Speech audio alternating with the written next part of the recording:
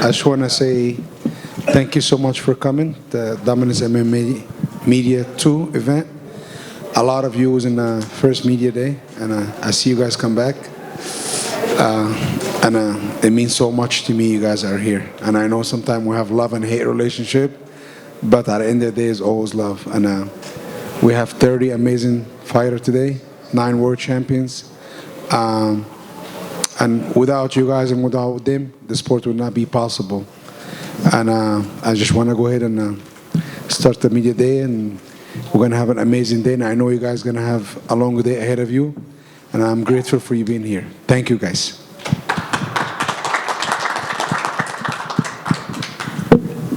First question.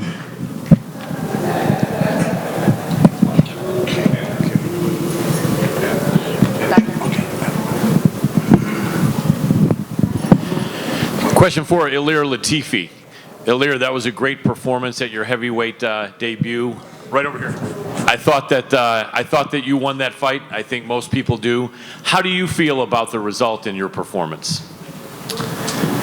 Well, like you said it, not only me, but I mean the people that were there, and all the fighters that I meet thought that I won that fight, you know. And I think it's bad for the sport that you have boxing judges that judge fights, because it's not only about this fight, you know, it's about all fighters can, it can happen to any fighter, you know, and it plays with our future, our payment, and a lot of things. And I think that we need good judges that are knowledgeable about MMA, you know, trainers, ex-fighters that are experienced in the sport and then that understand the sport, you know. And I think it's something that is very important for the future of the sport, so we don't see the sport going in the way as in boxing, you know? Absolutely. The talk is that you're thinking about going back to light heavyweight, or is that not the case? Not at all. I'm taking my time to getting used in this division. You know, I had some complication before the fight, and I just pushed on. I needed this fight. It was a big matchup, and you know, I look forward fighting in this division. I started my career in heavyweight, and I will probably finish in heavyweight. But it's never, you know, I'm a person who loves challenges. I've been an underdog all my life, so I could go down to 205 later in the future too. But right now, I see myself fighting in the heavyweight division, and you know, I'm coming for the biggest guys in the division. I'm a giant slayer, so you know it. Absolutely. Last question for me. How soon do you think you're ready to go again, and do you have your eyes on anyone as far as your next opponent? Right now, I'm just focusing to, you know, getting used to in the division, and I see myself coming back as soon as possible as I'm ready, you know. Just like I don't see this fight as a loss, you know. I beat a top 5 contender in the heavyweight division, a guy that finished a lot of guys in the first round, and to be honest, I think I controlled them pretty easy, 3 rounds. Absolutely. It's a great performance. Thank you for your time. Thank you. Just go down the road a little bit. Brad, I wanted to ask you, I'm certainly not, I'm sure, happy with the results that you've had recently, but it's against a pretty amazing champion now, and a guy that a lot of people think will be a champion. So I want to ask you, you know, kind of where you feel you're at in your career after those 2 results. You know, same place I am, you know, just grinding, working towards my goal. Unfortunately, a couple months back, I tore my ACL. I just had reconstructive surgery, so I'm going to be down again for some months here. But, you know, I got a great team over at the UFC PI, great team behind me, you know, Ali and all my guys. So I'm hoping, they say 6 to 9 months. I think I can do it in 4, but, you know, I'm going to be smart about it. But, yeah, I'm hungry and pushing for this recovery, and I can't wait to get back in there. Did you get a second opinion this time? I got a few opinions, more than 2. So, yeah, actually at first I just tried to do without the ACL. You know, I heard that there's a bunch of fighters that have done without it. So I tried a few weeks of aggressive therapy, and it was going well, but just wasn't getting the result I needed. So ultimately had to go in and do the surgery. Nice. And again, you've been doing this for so long, but I think you're still, what, 32, 33? I mean, still a young guy. So, I mean, does it feel like you're at, like, towards the end of your days as a fighter, or do you feel like you're still, you know, a long way to go?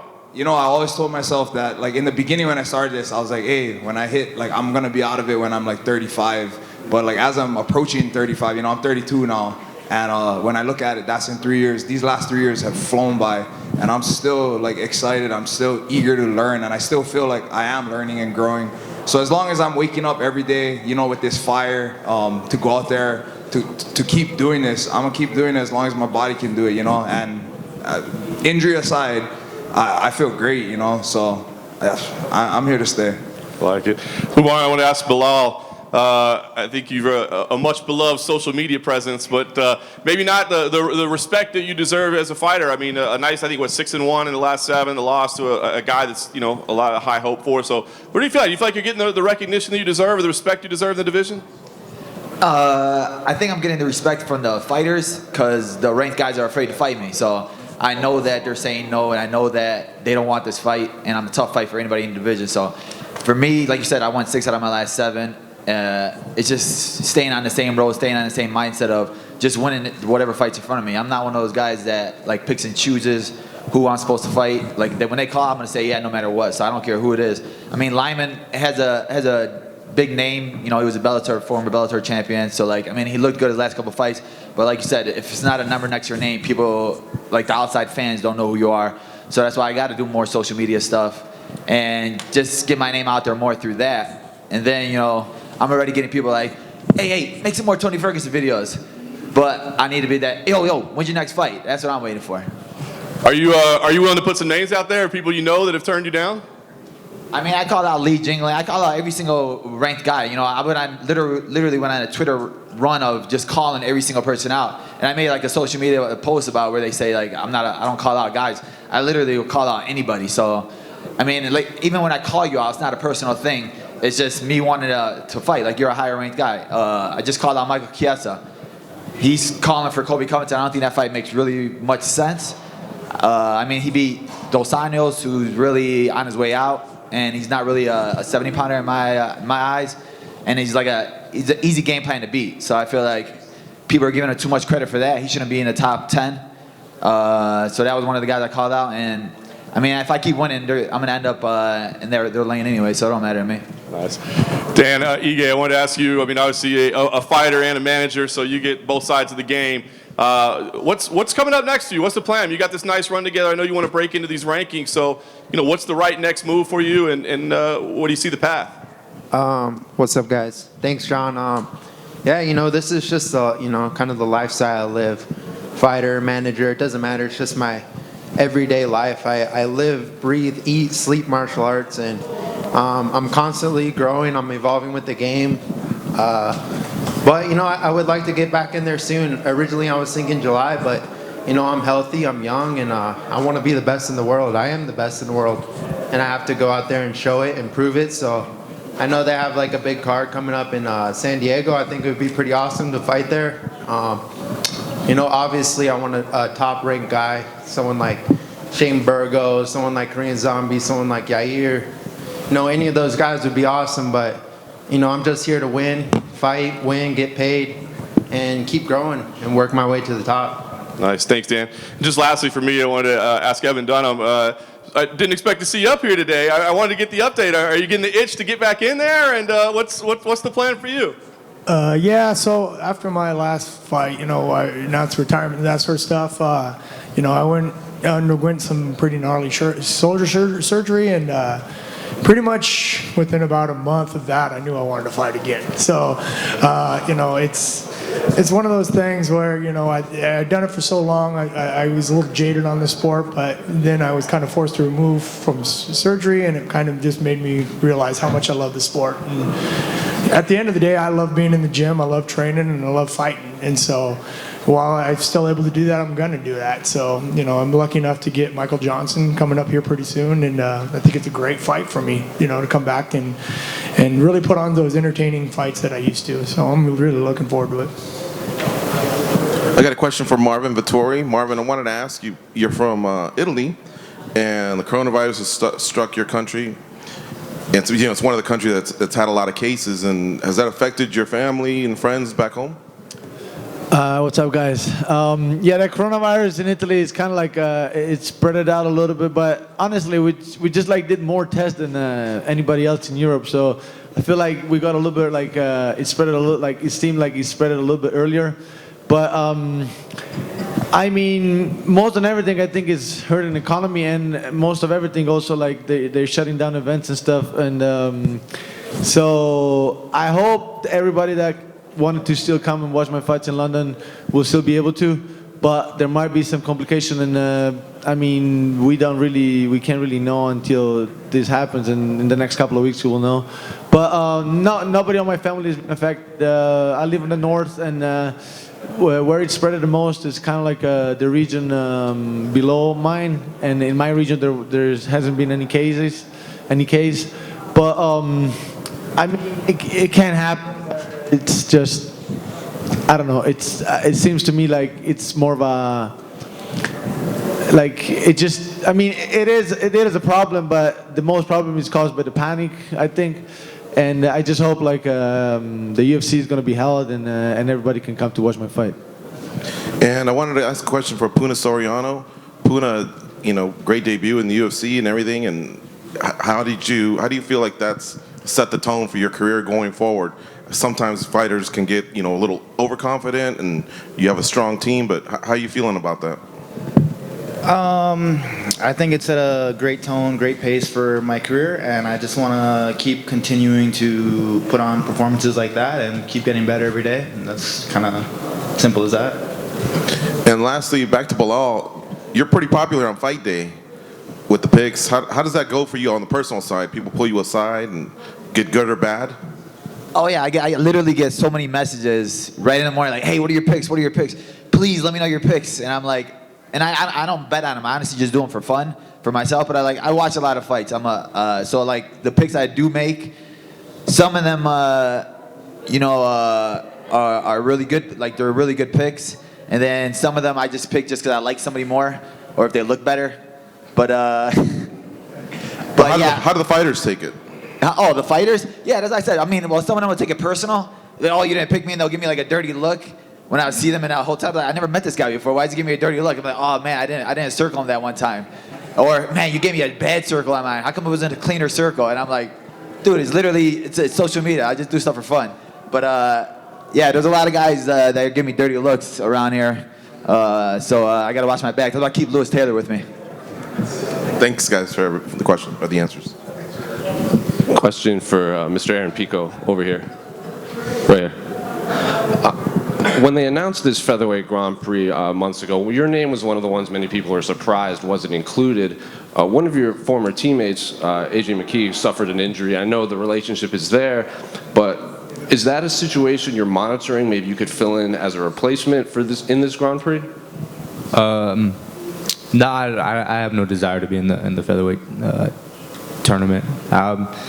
I'm just gonna, take my time, get my fights in this year. But there's other guys that probably deserve to be in the tournament over me. So I'm cool with. To be honest with you, I don't want to be in the tournament. So I'm good. But it's an unfortunate event about AJ. Is he completely out, or is it? He's waiting to see if this surgery is required or anything. Yeah, but back to your question, no, I'm not going to be in the tournament, no. And then one for Mr. Patrick Miss next to you, 3-0 in Bellator, 3 stoppage wins. The bantamweight title is obviously vacant right now, so how close do you think you are to that title shot, considering this run you're on? I think I'm like right there. My next fight, if not the one after that. But I want that title, and I'm ready for it, any day. So I'm going to continue to keep working hard and just put my work in. For Marvin Vettori, right over here. Marvin, you got a great fight coming up here on the 21st. How are you feeling? I'm feeling good, man. I'm constantly improving, and I'm getting better every time. And yeah, man, I'm super ready. I can't wait. How do you feel about fighting in his backyard? I'm sure you've done that quite a few times in your career. Yeah, I got to finish the fight, and I really want to go out and finish the fight, prove once again that I belong to the best. And man, people don't realize, just like I'm coming from 2 wins, and the fight before was, I mean, in my whole like UFC career, I just felt like top 15 the whole time, and if I never really lost to anybody, like even if I lost, they just tried to hold me, like even like in the Carter Zapata was my second fight. He had like 7-8 fights. He just held me. Like nobody really comes to fight with me, and who comes almost comes out like like straight, not on his feet. Yeah, man. After like I had 2 wins. The one before was Israel, was a very split decision loss, which I don't think it was a loss since even that. And then I mean, yeah. After this, I want them to feed me a name, and I feel like tonight they're fighting for my belt, and it might be like I still have a long road ahead of me to get to the belt, but I mean, I think I can definitely do it in the next year. How do you feel Darren Stewart measures up and compares with your other opponents? Certainly not the toughest, but is he among the top few, or is this one of your easier opponents? Among the fight that I fought, you know, I don't really like compare them with the fight I had. I just see what's in front of me, and he's definitely like I think outside the top 15 he's one of the top guys. But one of the things I always look more and more is fighting IQ, and I think he's not there. He's not even close to my level on that sense. You know, but at the end of the day, you got to respect it. Like he can punch hard. He can take a punch, and he can go 3-5. So he's, you know, like he's game. So I'm not gonna underestimate him, but I'm super ready, and I want to really knock him out. After a win over Stewart, how many more do you think you need to be talked about for a title shot? I mean, depending on who I'm gonna fight next, but definitely another like 2 or 3, I guess. Like another 2 good fights maybe, and then we can talk maybe 3, yeah. But I want to fight 3-4 times this year, so I want to be active. Thank you, Marvin. For Belal Muhammad, and this will be my last one. Belal, how far do you think you are from being kind of back in the picture for title shot talks? A lot of people believe in you. You've had some amazing fights. What are you looking at next, and how far away are you think, from being talked about? I feel like you just really need a good run of fights. Like if you look at Masvidal, he went off 2 losses, took a whole year off. Literally 3 back-to-back-to-back knockouts. Not even against great guys, honestly. They're all winnable fights. I think I could have beat all them guys, but it's the way he's done it. So like his whole career changed in 1 year. So I feel like that's all it really takes. This fight game is about like momentum. Like you don't need to sit there and fight 5 ranked guys or the top guys to get there. All you need is a good run of 2 or 3 good knockouts, and then if the public's calling for it, then the UFC is going to give it to you. They don't care about, oh, you need to be number 2 in the rankings to get a title shot. It's about, dang, you got the momentum. You're riding high right now. The public wants to watch you, so let's put him in there. Look at Romero's doing it off of 2 losses, but he has that name. He has that exciting fight style, so that's why he got the title shot. Absolutely. Thank you very much. Question for Sabina. Sabina, you joined the UFC in March 2019, so it's been a year. Just wondering, how has your experience been in the company, and any key lessons you've taken away this past year fighting under the UFC?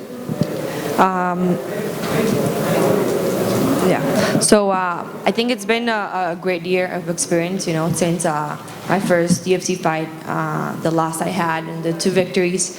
I feel it's just it changed my game. You know, I kind of see the evolution I had since the first fight, and every time I'm more sure that I want to make more memorable fights. You know, I want to, more than just victories, I want to show my game and that people remember my name. So yeah, that's one of the things I think I've learned the past year in the UFC.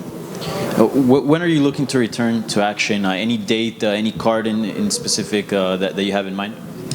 Yes, well, as soon as possible, to be honest. I've been training, so I was looking actually for the card in May 16 in San Diego. So if I can get in that one or soon, I think I'll get it anyway. And question for Todd Duffee. Todd, we haven't seen you in action since September. That was your first fight back in a while. Can you kind of give us an update of your career and where you're at right now? I'm still here, I can tell you that. I'm still here, I can tell you that much. Update on my career. I went into that fight with some bad nerve damage in my leg from a previous knee surgery. We got through the fight. Obviously, the accidental eye poke, wasn't able to see, my depth perception was off. After that, I've gotten knee surgery and nerve surgery again. I basically live at the PI, just lurking in the darkness, kind of waiting my time. I'm expecting to try to fight at the end of the year. With nerve damage, everything's kind of, you just don't know. So that's where I'm at. I'm lurking in the darkness at the PI every day. I'm working with that team. They're great. I feel like by the end of the year, I should be able to get back in there. That's my hope, and that's my goal. Can you give us sort of I guess if you can put into words, how bad was it? Like how affected were you going into that fight with the nerve damage?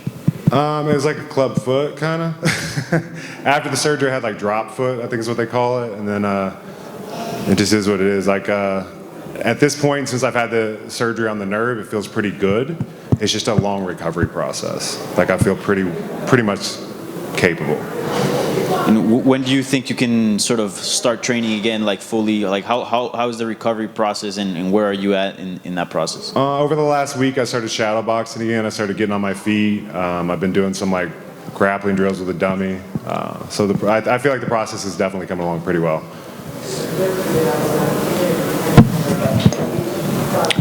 Actually, follow up for Todd right here. I know for you, it's been it was a long road back for that last fight. It was a 4-year break. Is there a level of frustration that now you're injured again? Like, how do you deal with that mentally to sort of motivate yourself to continue to go and not focus on why this keeps happening, this sort of thing? I absolutely love fighting. It is very frustrating. It's extremely frustrating. I can't sit up here and pretend like every day I'm not just like biting at the bit. At the end of the day, I believe in my talent, and I love this sport, and I'm going to get my ride. Like, I feel young still. I just have at least 6 years left in my career. I don't have a lot of mileage, so I feel ready, and I mean, it's just a matter of biding my time and being patient. Patience is one of the big skills of martial arts, so it's just you have to kind of bide your time and wait. Yeah, I mean, Belal was just talking about sort of the momentum, how necessary that momentum is in this game. Is it difficult to, like, when you can't start building that momentum even, is it difficult to, I guess, sort of, I don't know, I maybe can't articulate what I'm thinking of, but it's just difficult to, like, not be able to have that momentum and not be able to find it too? Yeah, it's extremely frustrating. Again, but I'm one of the most exciting guys in the division, so I feel like in a matter of seconds I can turn this whole thing around. So it's not a major concern. That momentum will come. I plan on coming back. Everybody wants to rattle off 3-4 fights in a row. Everybody wants to be Cowboy. That's the best career to have. We love this shit, so it's not like we're trying, if I could fight every week, we would. But I feel like I'll turn that momentum around in seconds, so it's not a big issue for me. Thank you. Lewis, question for Lewis Taylor. You have that shiny belt in front of you. We haven't seen you in a bit. How have things been since the tournament? Oh, things have been good. Unfortunately, I had an issue with New York, so that kept me out of commission for a little while. And the PFL, went a different way with the weight class. But I'm in good health, no issues, ready to roll. Heading out to Russia for RCC, April 25th, against Alexander Shlemenkov. And you'll see me back to action. I had good success with the last Russian I fought, and I plan on redoing that magic. So are you no longer with PFL? No, I'm gonna jump ship and check out the waters in another boat. How does life change for you when you win $1 million? You get a lot of cousins, a lot of collect, a lot of collect calls from the county. But the good part is I kept my circle clean. When you're focused, like most of us up here are, on your path, you can see the snakes coming, and everybody around you has been there and be there and support you. So people who are in it to be a leech, you can see it coming easily if your circle's right. Is that something you sort of anticipated having to deal with? Is that all these hanger-ons, the Johnny-come-latelys? I really did. I actually at one point went and screenshotted everybody who liked my Instagram post at one time, because I was like, watch this, a year from now, these are the people who really supported me. Small things matter. Likes, comments. People don't know, but sometimes we get down and the smallest comment from, man, you're really inspirational, I love it. Those things keep us running a little faster on that treadmill, punching somebody a little harder. You just never know. Thank you. My question is for Dan. Yeah, I have a question for Belal. Belal Muhammad, right over here in the back corner. You mentioned, you were talking about Jorge Masvidal saying that he beat 3 guys with knockouts that really weren't that good that you could beat. Can you just clarify? Ben Askren was one of those guys that he knocked out. Do you think that Ben Askren is not that good and that you can beat him? Yes, I do think I could beat him. Nah, but like, yeah, I meant like nothing crazy. I mean, I respect all fighters no matter what, but like I feel like I could beat him too. I mean, no one's gonna get a 5-second knockout like he got on him. But like, I meant like Masvidal, who was split decision king for a second, and people thought he had 2 split decision losses in a row to Maya and Wonder Boy. And you're like, dang, his career is over. He's not gonna ever get a title shot or anything like that. Then bam, 3 nice victories in a row, and look, he's the king of the division right now. Besides Usman, where everybody wants to give him the title shot. And he didn't have to go through number 2. I felt like Colby Covington is number 2, obviously, so he didn't have to go through that or go through any other hard wrestlers that, I mean, Askren's a hard wrestler, but you get what I'm saying. Tougher fighter. Fair enough. And for Todd, we don't see enough of you for various reasons. I'm curious, the life of a fighter is not easy. You guys, you all struggle at times. Have you stayed afloat for the last 4 or 5 years, not fighting that often? I feel like I manage money pretty decently.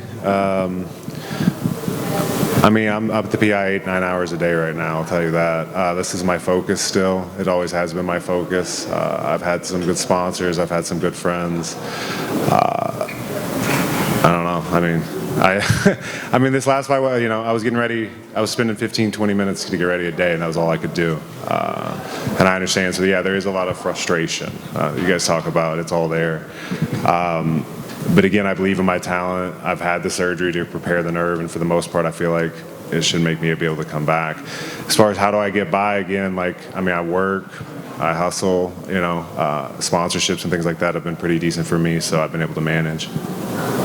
Between Puna and Marvin and Brad, there's a lot of 185ers up there. Internally within Dominance, how do you guys really navigate your careers knowing that you have, teammates under the management company and you still want to move forward? I guess we could start with Brad and go to Marvin and then Puna.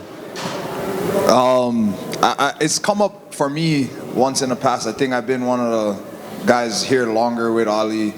I forget who it was I was supposed to fight, but it never ended up happening. I mean, I'm sure it's going to happen someday. There's a lot of us. Ali has a lot of guys on his roster. For me, it's something that I like to try and avoid if possible, unless it's a fight, like a contention fight, just because, Ali is a very important part of my team, and if he has 2 guys fighting each other, then he cannot be that person that he is normally for us, I value Ali, and I want him there, and I need him there, so if I can avoid these fights, then I try to, there's so much other fighters out there, so I don't want to have to fight guys. Like, Dominance is like another team outside of my team for me, Like, I hang out with these guys, not all of them, but a lot of them. We do events together. We get to know each other. They become friends. As far as Puna, I'll never fight that guy. It's like my brother, I love that guy, And honestly, I really like Marvin too, Got to know him over these years. So if it happens, it happens. But like I said, it's something that me personally, I like to try and avoid. And then for Marvin? Yeah, I mean, I think we like speaking about myself, I'm focused on my path, and I mean, if there's so many other guys out there that, I mean, if for any reason, like Brad said, for a contention or something like that, it might happen, then, we're all fighters and we're here to fight, and at the end of the day, it doesn't mean even if there is unless it's like a brotherhood or something like that, but even if it's just like a friendship, a fight can be done in case, that it happened in the past, but obviously, since there are so many guys out there, I think we can follow our path without crossing each other's path, but yeah, I mean, yeah, I don't think it's that big of an issue, honestly. I mean, everybody's just focused on their path, and there are more than 30 guys on our division, so that's how it is, I think.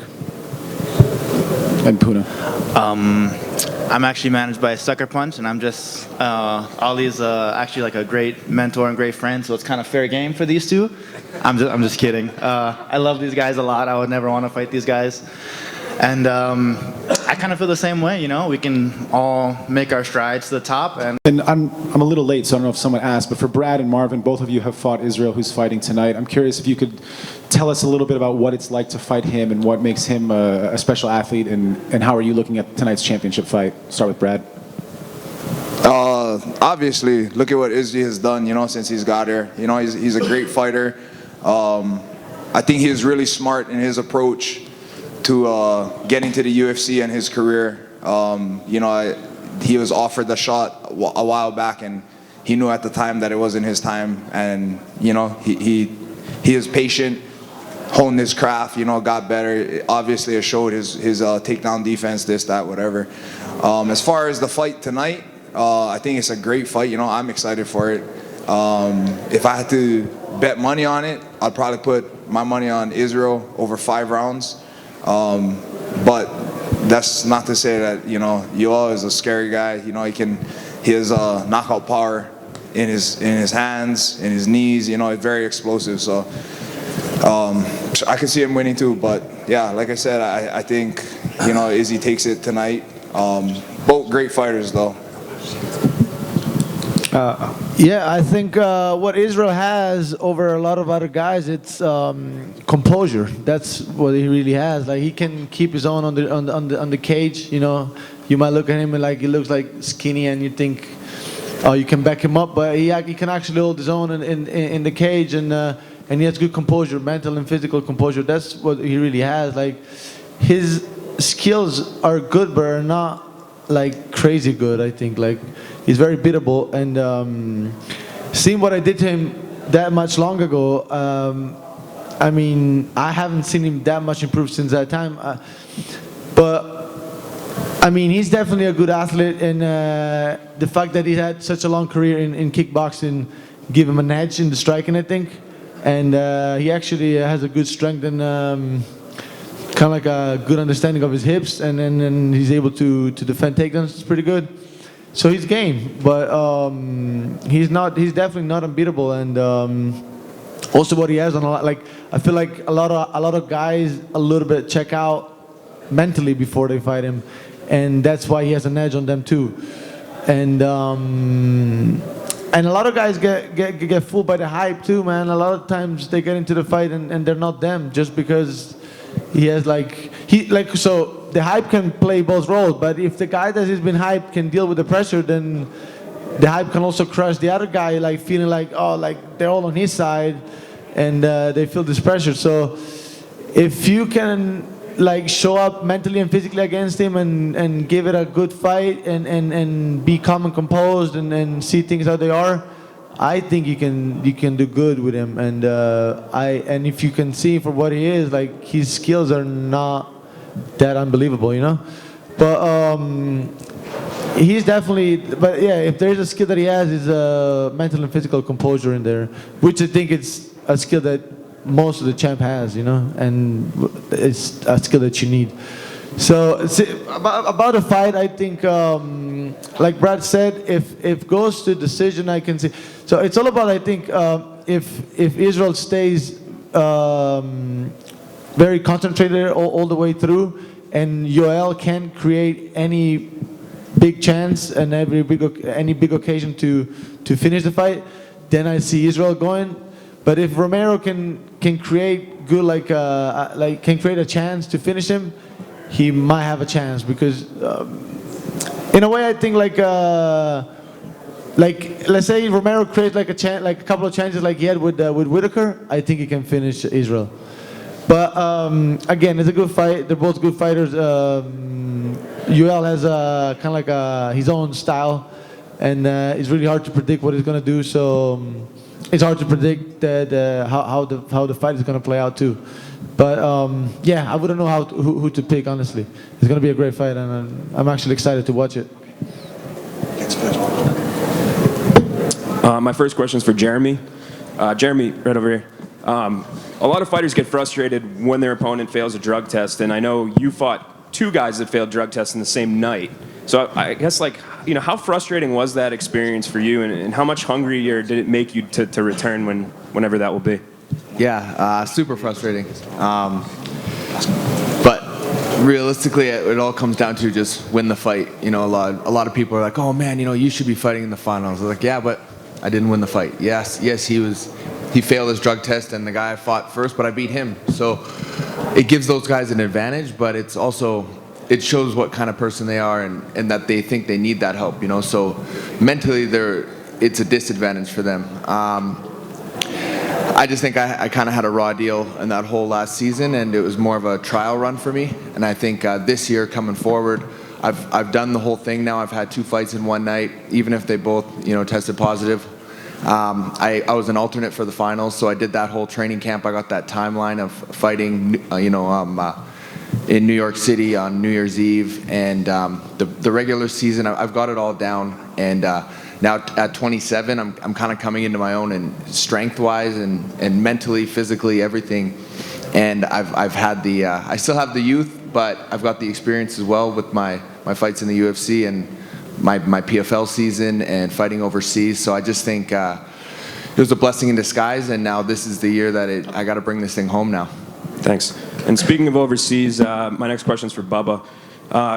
We saw you here in North America fight in Bellator. You've been fighting over in Brave. What's the experience been like fighting over there? And do you have any interest in coming back to the States to fight at any point? Yeah, man.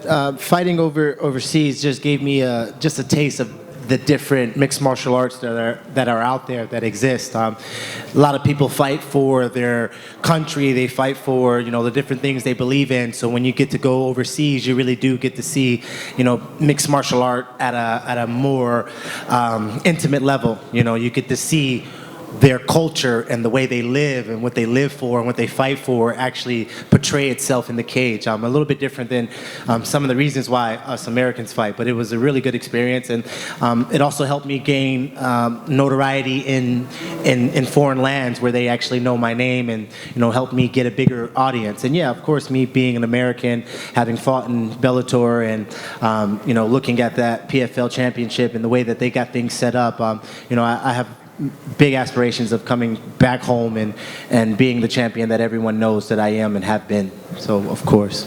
Thank you. And my next question is for Umar. Umar, right over here. Everybody, when you got signed, everybody saw the last name that came up and wondered how many of you guys there are. But can you just talk to me about what kind of inspiration your family has been for your career coming up, seeing what they've done?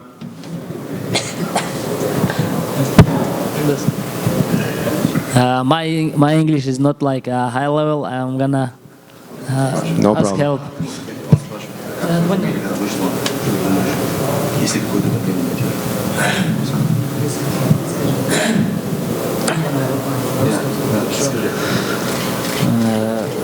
Никакого давления нету. Я уже не первый день выступаю, и с самого начала я к этому шел, знал, к чему иду, знал, что буду драться в UFC. Я уже выступал в главных боях вечера, где много людей, где большие арены. И я не думаю, что что-то будет давить на меня. Главное подготовиться хорошо и выиграть. Yeah, he doesn't have any pressure for the fight. He's been like a lot of big arenas, and he fought before, and so like he felt comfortable, and he has some good goal in the UFC.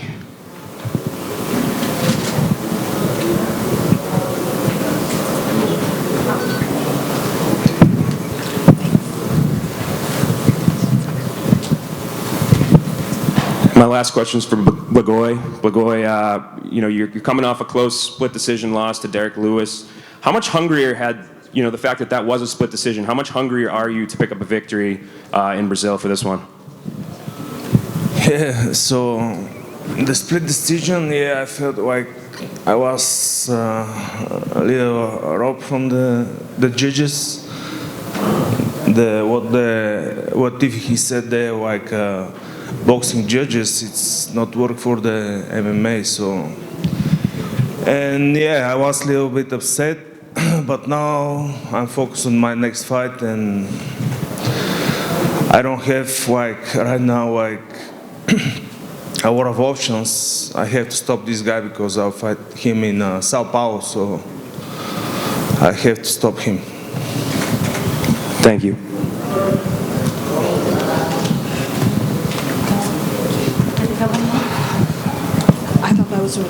Thank you, everyone. That's the first half of my epic Dominance MMA press conference. We'll get the next group out in about 1 minute.